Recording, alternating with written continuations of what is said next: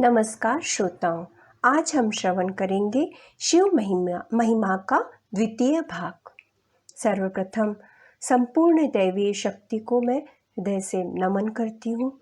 सभी श्रोताओं के हृदय में विराजमान अद्वितीय शक्ति को नमन करती हूँ। वक्रतुंड महाकाय सूर्यकोटि समप्रभ निर्विघ्नं कुरु मे देव सर्वकार्येषु सर्वदा। शान्ताकारं शिखरिशयनं नीलकण्ठं सुरेशं विश्वाधारं स्फटिकसदृशं शुभ्रवर्णं शुभांगं गौरीकान्तं त्रितयनयनं योगिभिर्ध्यानगम्यं वन्दे शम्भु भवभयहरं सर्वलोकैकनाथम्। वैसे तो शिव महापुराण अत्यंत व्यापक है, विस्तृत है, इसलिए उसके कुछ अंश हम श्रवण करेंगे, इसलिए इसका नाम शिव महिमा रखा गया है। शिव महापुराण महर्षि वेदव्यास द्वारा रचित है। इसमें 24,000 श्लोक हैं। श्रीमद् भागवत में 18,000 श्लोक, 12 स्कंध और 235 अध्याय हैं। उसी प्रकार शिव महापुराण में 7 संहिता है। विद्येश्वर संहिता, दूसरी है रुद्र संहिता, जिसके 5 खंड हैं। सृष्टि खंड, सती खंड, पार्वती खंड, कुमार खंड और युद्ध खंड। तीसरी है शतरुद्र संहिता, चौथी कोटि रुद्र संहिता, 5वीं उमा संहिता, 6वीं है कैलाश संहिता और 7वीं है वायवीय संहिता। ये 2 भागों में विभाजित है, पूर्वार्ध और उत्तरार्ध। शिव महापुराण बहुत ही विस्तृत है, संपूर्ण ज्ञान का कोश है और सर्वथा हमारे जीवन के लिए कल्याणकारी व मंगलमय बनाने की उत्तम संपूर्ण संजीवनी है। अगर हमें ज्ञान प्राप्त करना है तो एकाग्र चित्त होकर श्रवण करना होगा, तभी हम ये अमूल्य निधि ग्रहण कर पाएंगे। जिस प्रकार श्रीमद् भागवत के महात्म्य से कथा का प्रारंभ होता है, उसी प्रकार शिव महापुराण के महात्म्य से ही कथा प्रारंभ होती है। कैलासवासी नमामि हे प्रभु आदिशंभु सदाशिवं मुनिरूप चंद्र अनूपमस्तक जटाजूट सुशोभितं नरमुंडमाल विराजराजत गले गरल विभूषितं भयपापमोचन विमल लोचन वृषभवाहन मंडितम्। ओम नमः शिवाय, ओम नमः शिवाय, ओम नमः शिवाय। एक बार महाज्ञानी सूत जी ने शौनक ऋषियों से प्रश्न किया, ऋषिवर, आप संपूर्ण सिद्धांतों के ज्ञाता हैं।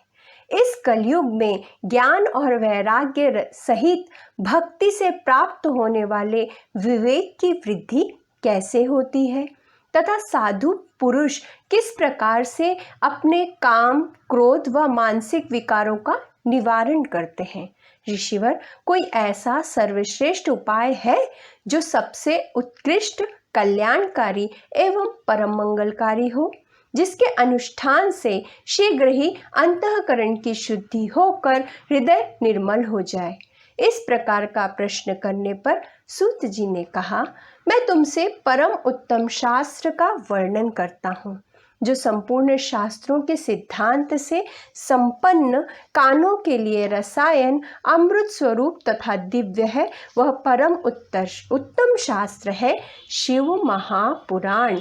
भगवान शिव की यह अद्वितीय गाथा काल रूपी सर्प से प्राप्त होने वाले त्रास का विनाश करने वाला उत्तम साधन है। शिव महापुराण परम उत्तम शास्त्र है। ये भगवान शिव का वांग्मय स्वरूप है। इसके श्रवण करने से शिव भक्ति पाकर श्रेष्ठतम स्थिति में पहुंचा हुआ मनुष्य शीघ्र ही शिव पद को प्राप्त कर लेता है। इसका प्रेम पूर्वक श्रवण मनोवांछित फल देने वाला है। शिव महापुराण को सुनने से मनुष्य सब पापों से मुक्त होता है। जीवन में बड़े बड़े उत्कृष्ट भोगों का उपभोग करके अंत में शिवलोक को प्राप्त कर लेता है।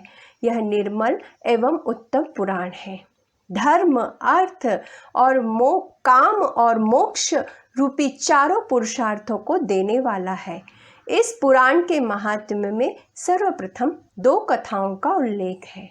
ऐसा कहा जाता है कि शिव मंदिर में जाकर इनमें से कोई एक कथा सुन लेना, जोर से पढ़ना या श्रवण करना चाहिए। जीवन में कभी हम किसी कठिनाई में हो तो शीघ्र समाप्त होगी तथा घर में कोई कठिनाई या विघ्न नहीं आएंगे। लाखों करोड़ों लोगों ने यह उपाय किया है।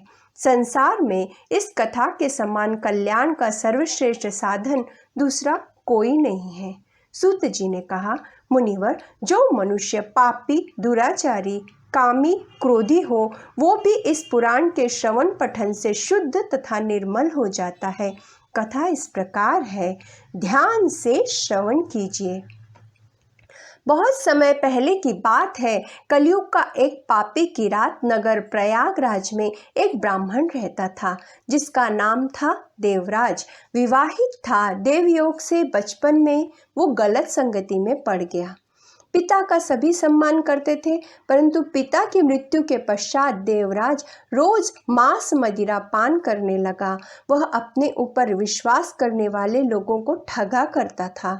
उसने ब्राह्मणों, क्षत्रियों, वैश्यों तथा शूद्रों का भी धन हड़प लिया था, परंतु उस पापी का थोड़ा सा भी धन कभी किसी कार्य में, धर्म के कार्य में काम में नहीं लगा था।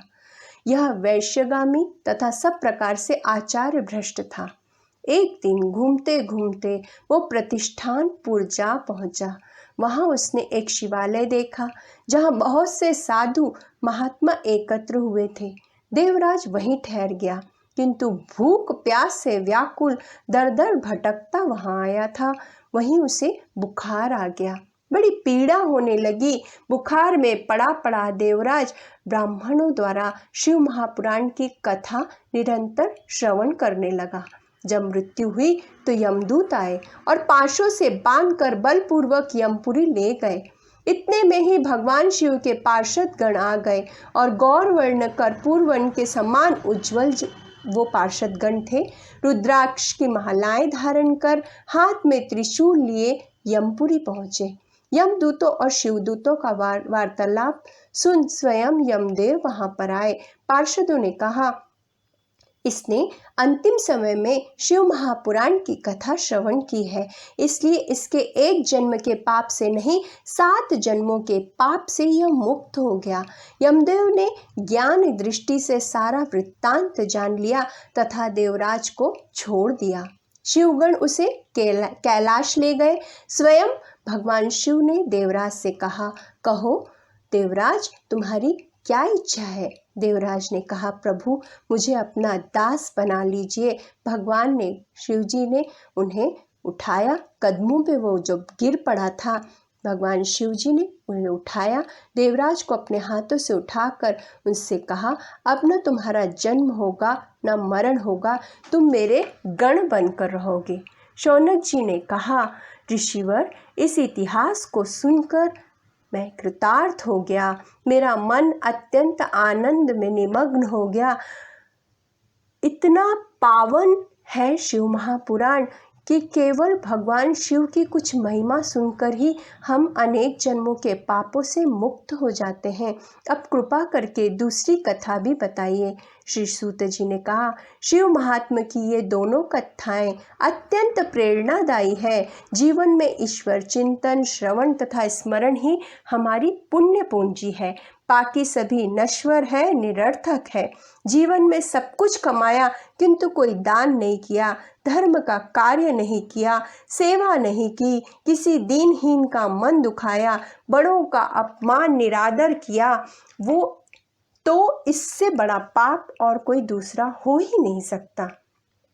दूसरी कथा इस प्रकार है। समुद्र के तट पर बाष्कल नगर में बिंदुक और चंचुला नामक पति पत्नी रहते थे। बिंदुक ब्राह्मण था पर बड़ा अधम, दुरात्मा और महापापी था। उसकी पत्नी सुंदरी थी, सदा उत्तम धर्म के पालन में लगी रहती थी, परंतु बिंदुक चोरी करना, निष्पाप लोगों की हत्या करना, पराई स्त्रियों को उठाना, शराब बनाना ऐसे कुकर्म करता था। संगति का असर होता है, जैसे मिट्टी हवा की संगत में आकाश में उड़ जाती है तथा पानी की संगत में कीचड़ बन जाती है। एक दिन बिंदुक की सर्पदंश से मृत्यु हो गई। चंचुला आज़ाद हो गई। वो देह का व्यापार करने लगी, लोगों को ठगती थी, पाप ही पाप करती थी। बुढ़ापा आ गया, मृत्यु समीप आ गई। चंचुला दर दर की ठोकरें खाने लगी। आंखों से न दिखाई देता था, न कानों से सुनाई देता। एक दिन चंचुला देवयोग से किसी पुण्य पर्व पर कुछ लोगों के साथ गोकर्ण क्षेत्र में आई। तीर्थयात्रियों के साथ उसने तीर्थ में स्नान किया। वहां मेला देखने की दृष्टि से इधर उधर घूमती हुई देव मंदिर में आ गई। वहां भगवान शिव की परम पवित्र और मंगलकारिणी कथा का आयोजन था। कथावाचक ब्राह्मण ने कहा, ये कलयुग कर्म का भोग है। स्त्री हो या पुरुष, जिसने जीवन में कोई पुण्य नहीं किया, उसे भयंकर यातना होती है। व्यभिचारी स्त्री यमलोक में जाती है। कथा सुनकर चंचुला भय से व्याकुल हो गई। जब कथा समाप्त हुई तो वो कथावाचक संत के चरणों में गिर पड़ी। आज आपने मुझे दिव्य ज्ञान दिया है। हे गुरुदेव, मैं आपकी शरण में हूँ, आप मेरा उद्धार कीजिए। संत ने कहा, देवी, तुमने कभी जीवन में कोई व्रत, कोई पूजा, कोई दान नहीं किया? चंचुला ने कहा, मैंने जीवन भर पाप ही पाप किया है। मेरे जो कुछ दिन शेष बचे हैं उसमें मेरे उद्धार का उपाय बताइए। संत ने कहा, कर्म का भोग तो भोगना ही पड़ता है, पर आज पहली बार सत्संग सुनकर तुम सचेत हुई। अब भय मुक्त हो जाओ। शिव महापुराण की कथा श्रवण से कई जन्मों के पाप नष्ट हो जाते हैं। भगवान शिव की कृपा तथा उनकी शरणागति अवश्य तुम्हारा उद्धार करेगी। चंचुला ने कहा, मेरा कोई ज्ञान नहीं था, आज पहली बार मैं सत्संग में आई हूँ। मुझे अपने सभी कर्मों का बहुत पश्चाताप हो रहा है। संत ने कहा, पश्चाताप से ही पापों की शुद्धि होती है। शिव महापुराण की कथा समस्त मनुष्यों के लिए कल्याण का बीज है। तुम भक्ति भाव से इस परम पावन कथा का श्रवण करो। चंचुला ने अत्यंत श्रद्धा और भक्ति के साथ शिव महापुराण की कथा सुनी। कथा सुनने के बाद भी वो कई दिनों तक जीवित रही, शिव भक्ति करती रही। भगवान शिव के सच्चिदानंद स्वरूप का बारंबार चिंतन करती हुई भक्ति, ज्ञान तथा वैराग्य से युक्त हुई। चंचुला ने बिना किसी कष्ट के अपने देह का त्याग किया। एक दिव्य विमान में वो शिवलोक पहुंची। भगवान शिव तथा माँ पार्वती का दर्शन किया। माता पार्वती ने उसे अत्यंत प्रेम पूर्वक अपनी सखी बना लिया। वहाँ चंचुला दिव्य सुख का अनुभव करने लगी। माँ पार्वती की उसने एक दिन स्तुति की। माँ पार्वती ने कहा, मैं तुम्हारी स्तुति से प्रसन्न हूँ, बोलो क्या वर मांगती हो? उसने कहा, सर्पदंश से मेरे पति की मृत्यु हुई थी, तब तक उन्होंने कोई भी पुण्य नहीं किया था। अब वो कहाँ है, उनकी कैसी गति प्राप्त हुई है, मैं नहीं जानती। माता पार्वती ने कहा, तुम्हारा पति अनेक वर्षों तक नरक में नाना प्रकार के दुख भोग कर शेष पाप भोगने के लिए विंध्य पर्वत पर पिशाच अवस्था में है, वहाँ भी अत्यंत कष्ट में है। चंचुला ने कहा, हे महेश्वरी, कोई उपाय बताइए जिससे वो इस कष्ट से मुक्त हो। माता ने कहा, शिव महापुराण की कथा तुम्हारे पति को कष्ट से मुक्त कर सकती है। चंचुला के बारंबार प्रार्थना करने पर माता पार्वती को दया आ गई। माता पार्वती ने गंधर्वराज तुम्बरु को विंध्य पर्वत पर जाकर शिव महापुराण की कथा करने की आज्ञा दी। गंधर्वराज को अत्यंत आनंद हुआ। चंचुला के साथ विंध्याचल पर्वत पर जाकर उन्होंने कथा का आयोजन किया। उस समय उस पर्वत पर अनेक ऋषि मुनि तपस्या के लिए निवास कर रहे थे। एक पिशाच के उद्धार के लिए होने वाली कथा की वार्ता शीघ्र ही चारों ओर फैल गई। अनेक वयोवृद्ध तपोवृद्ध ऋषि देवर्षि भी अपने शिष्यों के साथ वहां पर आ गए। उस भयानक पिशाच को पाशों द्वारा बांधा गया। परम पावनी कथा सुनकर पिशाच सारे पापों से मुक्त होकर दिव्य देवधारी हो गया। बिंदुक अपनी पत्नी चंचुला के साथ कैलाश पहुंचा। माता पार्वती ने दोनों का स्वागत किया। भगवान शिव ने उसे अपना पार्षद बना लिया। शिव महापुराण की कथा सुनने से दोनों का उद्धार हुआ और वो दोनों शिव धाम में अखंड निवास कर परम सुखी हो गए। इन दोनों कथाओं में से किसी एक कथा का श्रवण या अध्ययन शिवालय में करना चाहिए। समस्त समस्याओं से संघर्ष की शक्ति तथा समस्या से मुक्ति मिलती है, ऐसा उल्लेख किया जाता है। दयानिधि भुवनेश्वर शिव है चतुर सुजान, कण कण भीतर है बसे नीलकंठ भगवान। भय भंजन नटराज है डमरू वाले नाथ, शिव का वंदन जो करे शिव है उनके साथ। ओम नमः शिवाय, ओम नमः शिवाय, ओम नमः शिवाय,